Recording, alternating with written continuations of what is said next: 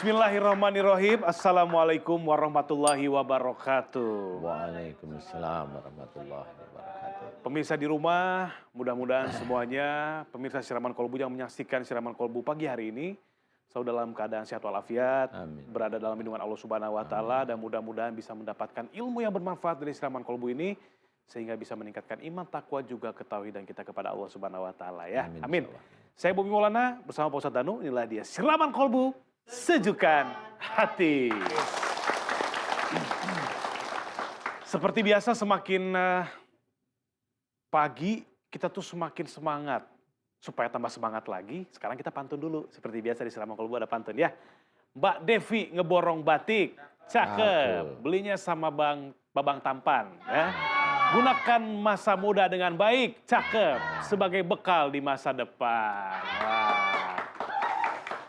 Tema kita pagi hari di Siraman Kolbu adalah pergaulan anak zaman now atau zaman sekarang. Nah, ini cocok banget nih buat pemirsa yang merasa anak-anak milenial tahun-tahun sekarang nih. Boleh disimak tausiah dari Pak Ustadz. Silakan Pak Ustadz. Bismillahirrahmanirrahim. Assalamualaikum warahmatullahi wabarakatuh. Waalaikumsalam warahmatullahi wabarakatuh. Amin ya rabbal alamin. Tema kita adalah pergaulan anak zaman sekarang. Waduh. Ini anak-anak saya juga masuk nih ya. Iya sama Pak Ustadz. Jadi pergaulan anak zaman sekarang itu memang banyak sekali yang menjadikan kita sebagai orang tua itu juga pusing.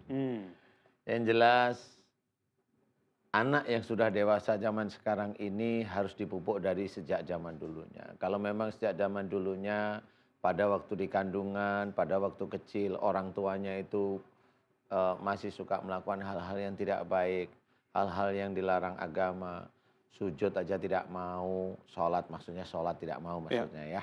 Ngaji, malas dan sebagainya. Kalau akhirnya anak itu besar, kalau anak tersebut itu kurang dekat sama orang tuanya, karena orang tuanya tidak dekat juga dengan Allah Ta'ala.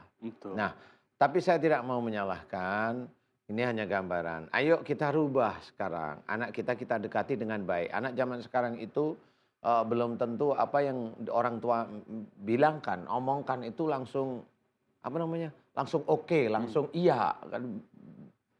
Tidak seperti itu. Jadi harus ada pendekatan-pendekatan baik. Ya.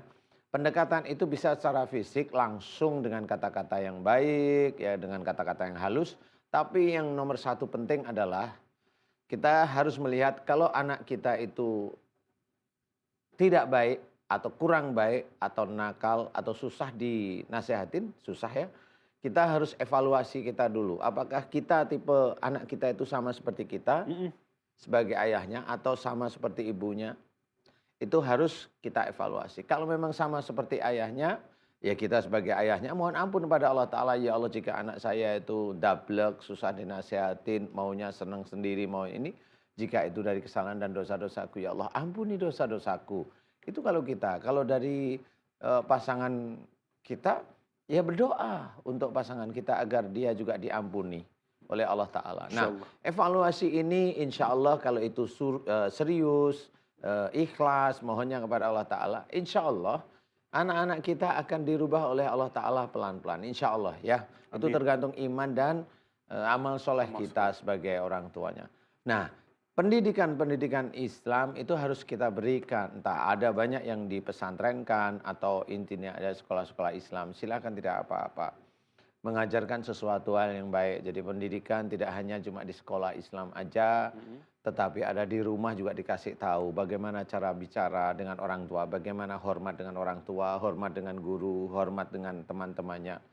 Kemudian kalau istilahnya orang hormat biasanya kalau anak laki-laki itu jangan seperti anak cewek, umpamanya orang tuanya gitu. Ya silahkan, ekstrakurikulernya silahkan untuk latihan apa ekstrakurikuler, olahraga, umpamanya basket, volley atau bela diri sekalian, boleh silahkan. Betul Pak Ustadz. Semuanya akan dilatih, ya harus seperti itu sehingga dia akan bisa membela dirinya, imannya, tauhidnya, orang tuanya, hartanya, dan besok untuk keluarganya dia benar-benar karena Allah Ta'ala. Jadi memang dia tidak akan ada yang ditakuti kecuali takut pada Allah, takut pada orang tua, semata-mata Karena karena Allah. Allah gitu. Kembali lagi ke Allah. Kembali gitu. lagi pada Allah sehingga dia akan menjadi seorang yang baik, Amin. hormat, tapi dia tidak ada rasa gentar di sini. Terhadap apapun ya. Karena iya terhadap apapun. Makanya pergaulan anak zaman sekarang orang tua seperti kita harus belajar bagaimana tidak hanya memerintahkan langsung, karena kalau kita memerintahkan langsung,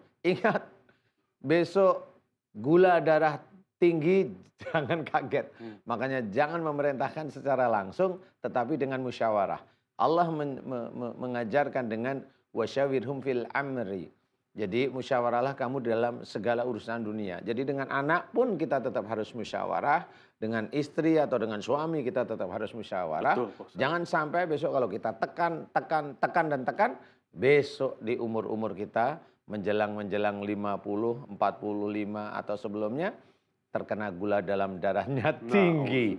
Jangan naudzubillah ya. Nah, mudah-mudahan ini bisa menjadi gambaran bagaimana kita itu bisa mendekat pada anak kita. Mudah-mudahan anak kita tetap ikut kepada kita untuk sujud kepada Allah Ta'ala, menjalankan tugas-tugas kita sebagai seorang manusia di muka bumi ini. Mudah-mudahan manfaat, mudah-mudahan kita bisa menjadi orang tua yang amanah bagi anak-anak kita. Amin ya rabbal alamin. Amin. Allahu a'lam. Allahu a'lam. Pak Ustadz, terima kasih tausiahnya.